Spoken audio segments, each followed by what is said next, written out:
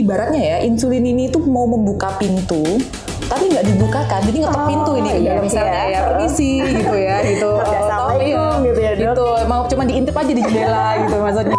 Pada saat anak ini nanti didiagnosis dengan diabetes tipe 2 ya, pada saat dia remaja gitu, nanti dia kalau tidak dikontrol ini akan berdampaknya sampai dewasa. Betul. Bayangkan kalau pembuluh darah kita ini dipenuhi oleh gula ya gitu. Jadi ibaratnya tol tuh macet ya.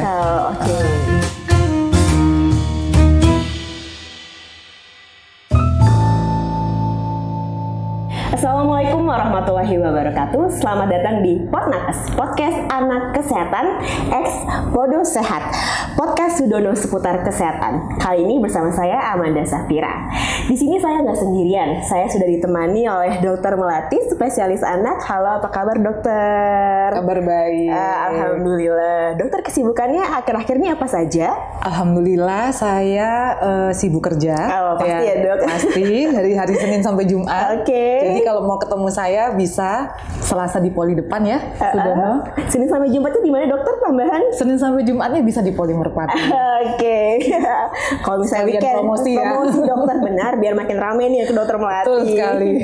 Kalau weekend dokter gimana nih dok? Kalau weekend ini belum ada, masih buat keluarga ya. Kalau weekend ya gitu ya, didoakan aja supaya saya lebih rajin ya untuk praktek ya. Nah kebetulan banget nih kali ini kan narasumber kita adalah seorang dokter anak, dan kebetulan juga dokter akhir-akhir ini banyak sekali di media massa yang membicarakan suatu penyakit pada anak, yaitu adalah diabetes pada anak. Dimana tahun ini IDAI itu merilis bahwa di tahun ini terjadi peningkatan sebesar 70 kali lipat sejak dari tahun 2010, khususnya untuk kasus diabetes pada anak. Dari Dokter Melati sendiri, bagaimana tanggapan dokter mengenai hal ini? Oke, ini menarik sekali ya. Jadi memang betul IDAI ini mengeluarkan statement bahwa jumlah pasien anak dengan diabetes ini meningkat sebanyak 70%. Angka 70% ini nggak main-main ya. Ini kenaikannya lumayan tinggi gitu. Nah, jadinya kan kalau membaca itu jadi resah gitu ya. Wah gila ya gitu. Tinggi banget ya diabetes pada anak.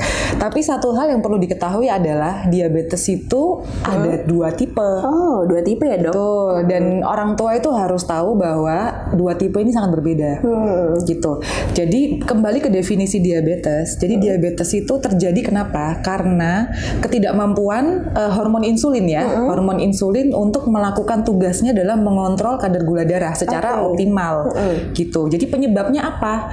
Gitu. Penyebabnya adalah sesuai dengan diabetesnya, diabetes tipe 1. Diabetes tipe 1 itu dia terjadi karena proses autoimun.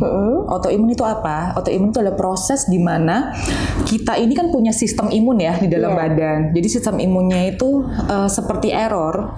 Jadi yang harusnya kita melawan kuman, virus, bakteri ya di luar sana ya, di luar tubuh kita. Tapi karena satu dan lain hal yang sampai sekarang kita belum ketahui ya, itu dia malah berbalik menyerang organ kita sendiri gitu. Jadi imun sistemnya itu menyerang pankreas kita. Jadi pankreas kita ini adalah pabriknya hormon insulin. Gitu. Jadi kalau pabriknya rusak, produksinya nggak berjalan kan ya? Dihasilkan seperti itu. Betul sekali. Jadi akhirnya kadar gula darahnya ini tidak bisa terkontrol karena insulinnya ini gak ada kurang gitu, petugasnya kurang gitu, yang untuk ngontrol gulanya kurang gitu. Jadi ini yang terjadi gitu. Jadi itu yang diabetes tipe 1. Nah kalau diabetes tipe 2 itu terjadi karena kita mengatakannya resistensi hormon insulin gitu. Jadi hormon insulin ini tugasnya adalah membawa gula darah itu masuk ke dalam sel gitu.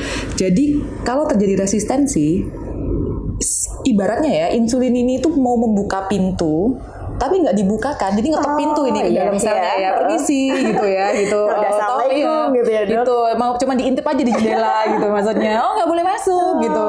Jadi akhirnya gula darahnya ini numpuk di pembuluh darah, tidak bisa masuk ke dalam sel itu. Jadi ini yang menyebabkan kondisi hiperglikemia tadi. Kalau yang satu kan karena insulinnya kan sedikit ya gitu, karena pabriknya rusak gitu. Kalau ini karena mayoritas karena resisten dari si insulinnya itu. Entah kenapa nggak diterima insulinnya ini gitu, nggak dibukakan pintu sama selnya.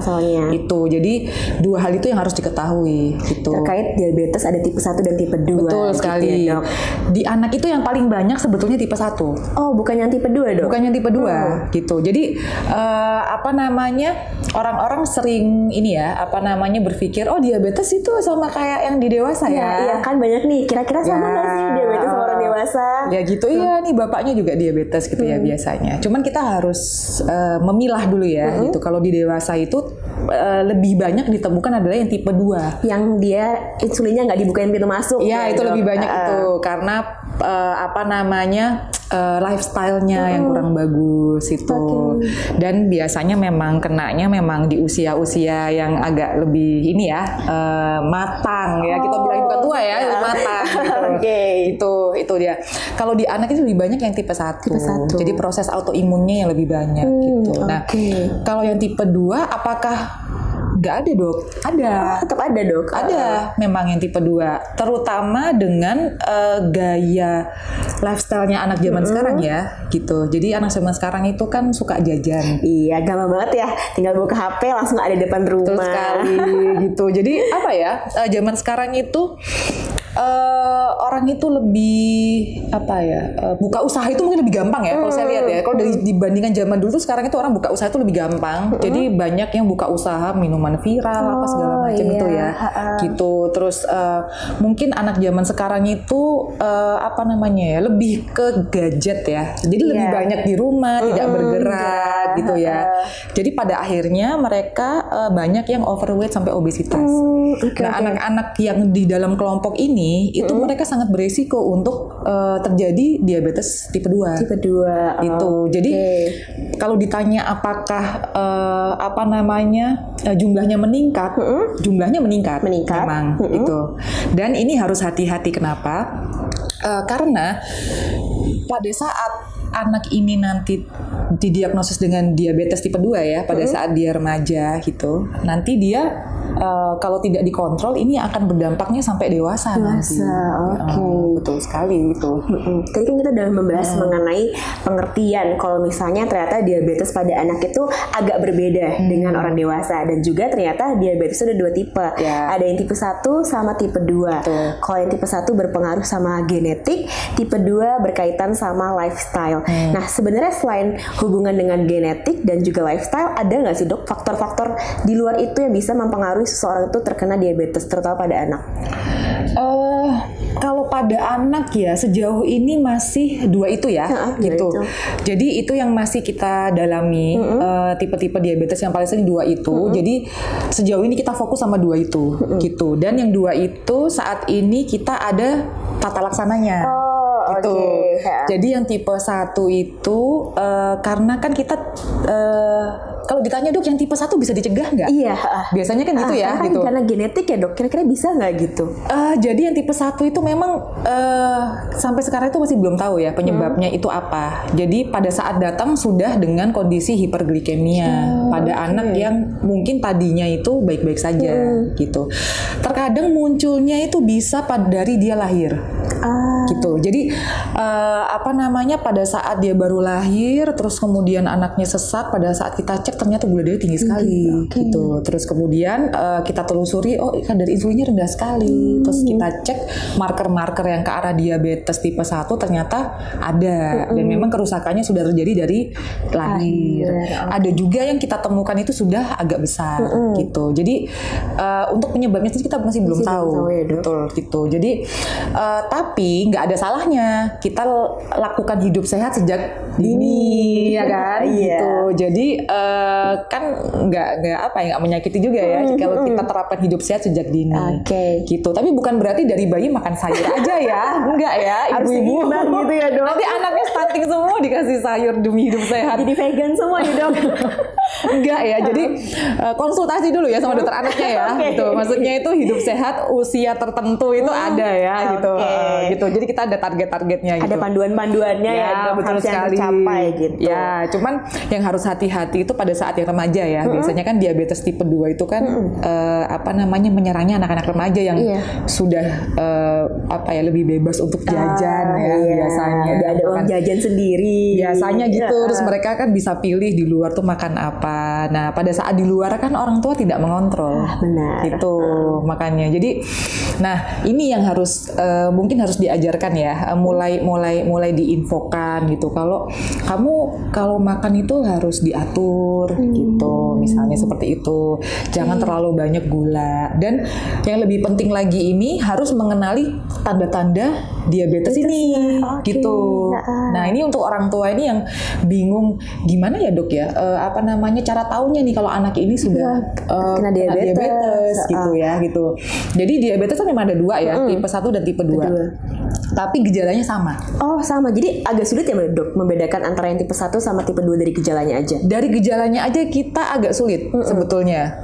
Tapi itu yang memudahkan kita untuk menjaring ya sebenarnya karena gejalanya sama gitu. Tapi kalau pada saat kalau kita untuk yang medis ya, kalau pada saat kita menemukan anak dengan curiga DM, kita pasti curiga tipe 1 dulu. Karena lebih banyak pada anak. Betul gitu. Tapi tipe 2 kan kita juga mau jaring juga ya. Jadi gejalanya sama gitu. Jadi gejalanya itu ibu-ibu tuh harus khawatir kalau menemukan anaknya itu satu kok banyak makan. Jadi sering lapar. Jadi dia tuh selalu makan. Terus dia tuh selalu haus. Terus pipis terus gitu. Jadi kalau misalnya anaknya ini terbangun malam. Minta pipis bolak-balik, itu harus curiga. Harus curiga ya dok. Betul. Terutama bila anaknya kurus. Gitu. Kok berat badannya nggak naik? Udah makan banyak tapi BB-nya nggak naik-naik. Gitu, ya, itu bisa terjadi seperti itu. Atau yang tadinya badannya itu biasa aja atau gemuk, terus ada turun berat badannya. Itu yang terjadi. Jadi harus curiga ini. Jadi kita harus curiga makan banyak tapi berat badannya nggak naik-naik malah jadi turun. Kemudian banyak minum air. Sama tadi terakhir kalau misalnya malam banyak kencing gitu ya dokter. Itu kalau dari gejalanya. Nggak cuma malam ya. Maksudnya dia seharian itu pipis terus. Seharian terus gitu ya. Cuman biasanya itu ibunya itu akan lebih aware pada saat malam. Jadi pada saat malam itu kan ibunya pasti kebangun, "Ma, mau pipis," gitu loh. Kok pipisnya lebih sering ya dari biasanya gitu. Nah, itu jadi itu yang harus diwaspadai kalau sudah ada gejala seperti itu. Nah, itu harus segera dibawa ke dokter spesialis anak. Nanti kita lakukan pemeriksaan. Gitu. Gitu. Jadi itu yang gejala ringannya ya. Jadi kalau gejala yang sampai berat, kalau misalnya diabetesnya itu tidak ditangani, itu nanti selain dia nanti sering haus, sering makan, terus sering kencing, nanti dia itu biasanya lemas. Sering lemas. Terus anaknya itu terlihat seperti anak yang dehidrasi ya. Nggak bersemangat gitu. Terus kelihatan seperti anak yang dehidrasi. Terus kemudian muntah-muntah. Kalau yang sangat berat, anaknya bisa sesak. Gitu. Itu kedua tipe gejalanya sama dok seperti itu. Gejalanya sama. Pada saat dia mengalami diabetes ketoasidosis itu ya, itu. Atau pada saat dia masih dalam fase hiperglikemia juga sama. Jadi pada saat gula darah itu tinggi di dalam darah, kita akan punya respons untuk gimana caranya ini mengeluarkan gitu ya. Jadi akhirnya kita kan jadi sering kencing, karena sering kencing kita sering minum, terus akhirnya sering makan gitu, kayak gitu. Jadi intinya kalau misalnya dari gejala kita nggak bisa membedakan gitu ya dok. Sehingga memang harus ke dokter spesialis untuk tahu kira-kira ini tipe 1 atau tipe 2. Seperti itu dok. Dokter sebenarnya tadi mungkin ada pernyataan di sebelumnya mengenai diabetes mellitus tipe 1 yang berhubungan dengan genetik ya dok.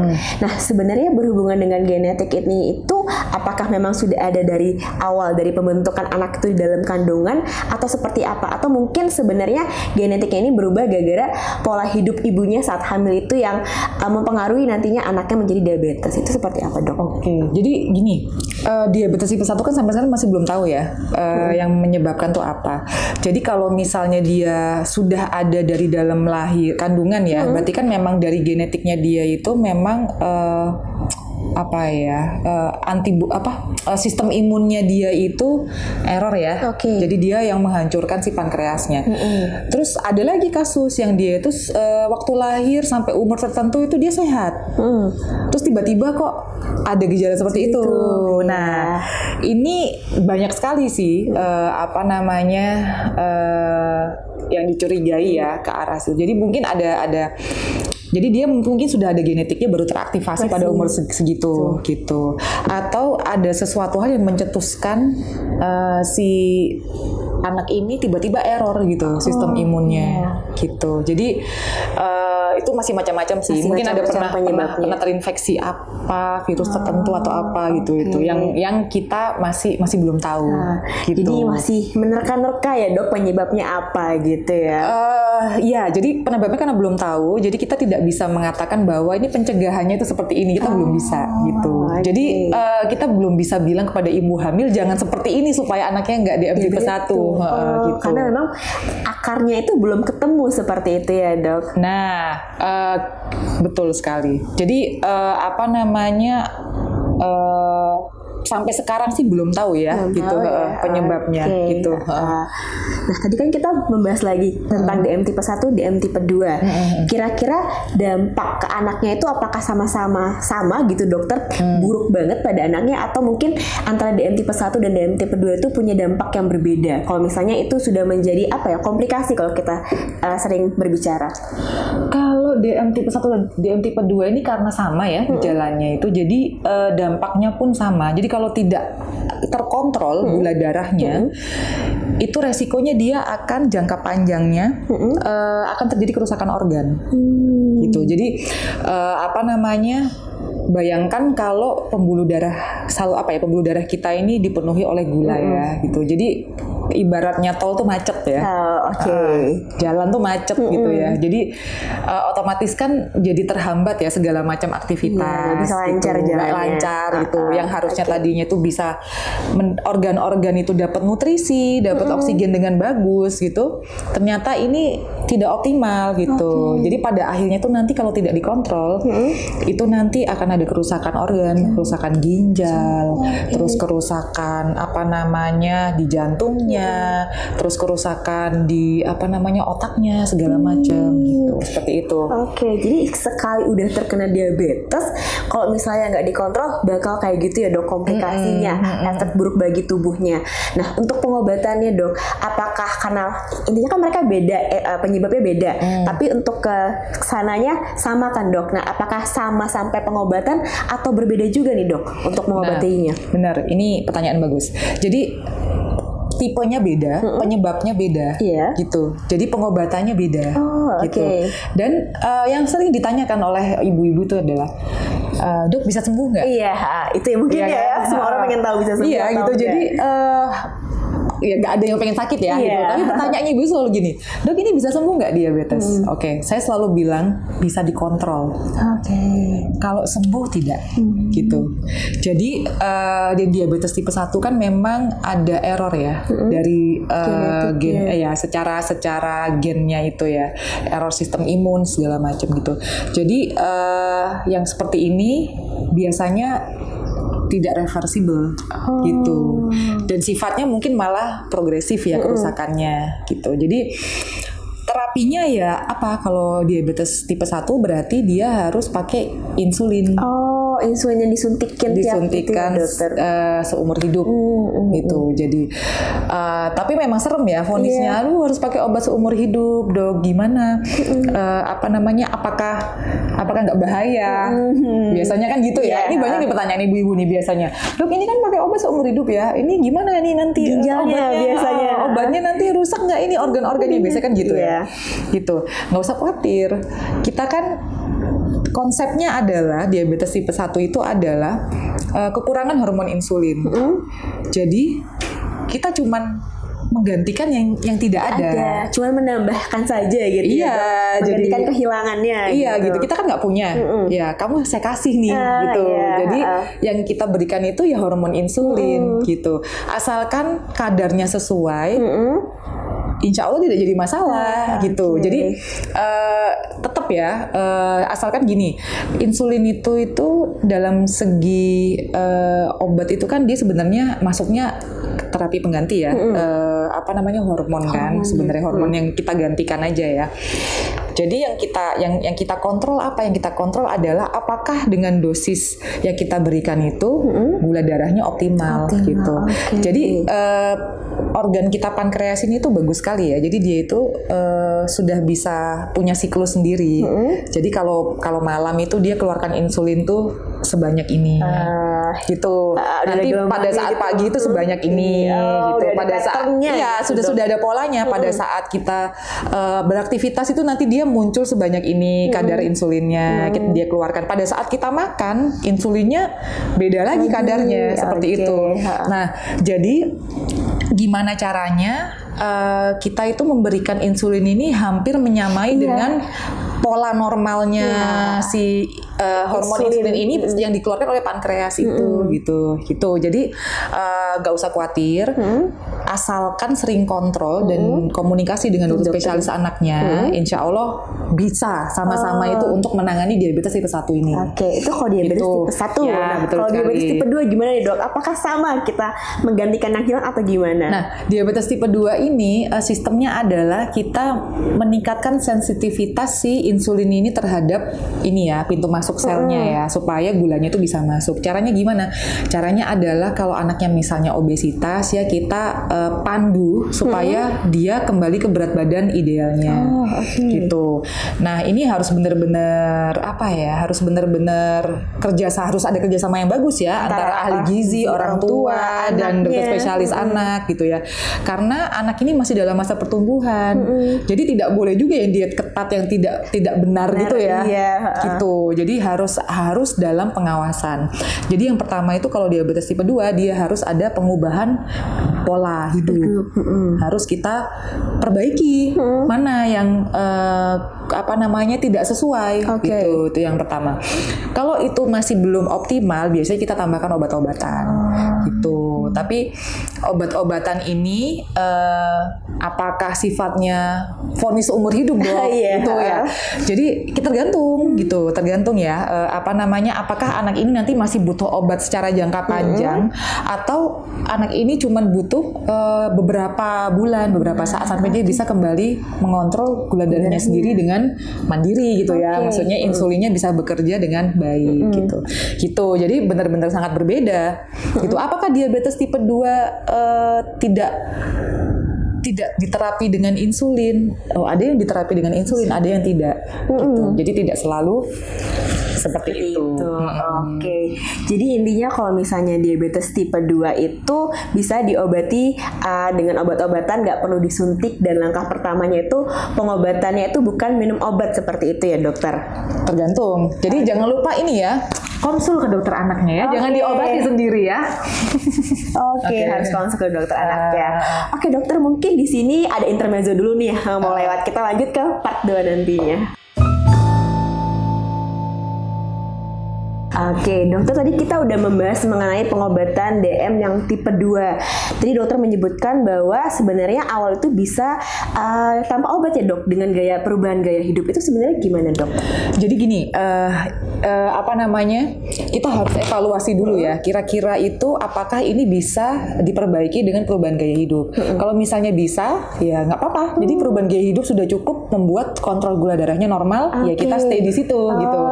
Tapi kalau kita sudah coba rubah lifestyle-nya, ternyata masih belum optimal, akhirnya di situ kita harus masuk bantuan obat gitu. Kenapa? Karena yang kita pentingkan di sini adalah kontrol gula darahnya harus bagus supaya tidak menimbulkan komplikasi pada saat dia dewasa.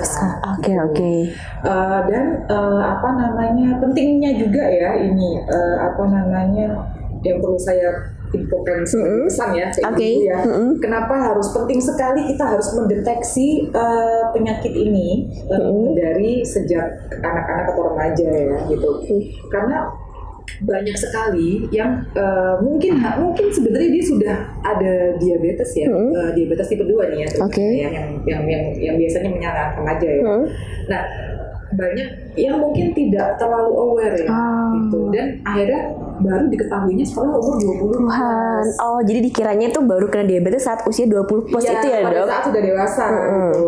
Mungkin sudah ada ya ke arah sana ya, gitu. Jadi yang kita yang seperti yang saya infokan tadi ya, diabetes itu kan dia itu kadar gula darahnya tinggi di dalam darah.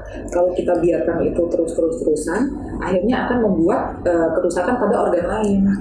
Dan tidak menutup kemungkinan kalau dibiarkan terus nanti itu dia juga akan merusak pankreas, ya kan? Pabrik dari insulinnya rusak, nggak ada lagi yang produksi gitu ya, Dok? Kan akhirnya jadinya produksinya jadi juga menurun. Dewasa. Nah, akhirnya saya tuh kemarin membaca di laporan ya, di dunia itu angka kematian diabetes itu mencapai 3,7 juta. Wah, cukup tinggi juga ya, Dok. Pada usia 20 sampai 79 tahun dan startnya umur 20. Ini kan 20 kan dekat sekali ya dengan usia anak-anak remaja. Iya. Jadi mungkin pola gaya hidup dari remajanya ini yang sudah tidak sehat akhirnya menyebabkan mereka terkena diabetes di usia muda. Dewasa muda.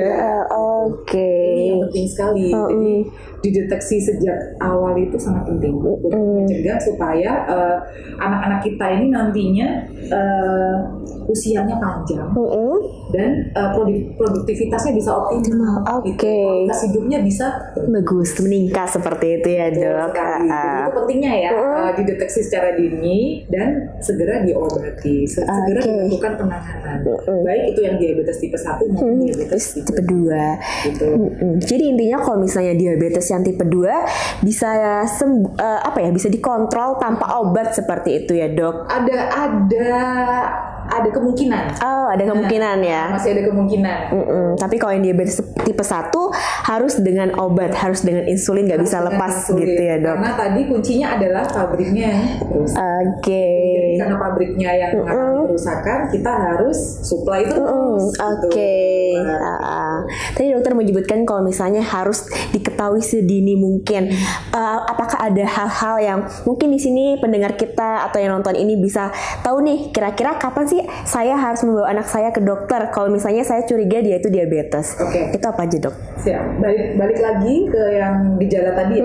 Jadi kalau misalnya orang tua menemukan anaknya itu yang pertama tadi kok sering minum, kemudian sering makan, terutama sering makan tapi kok berat badannya tidak naik, ya berat badan anaknya kurus gitu.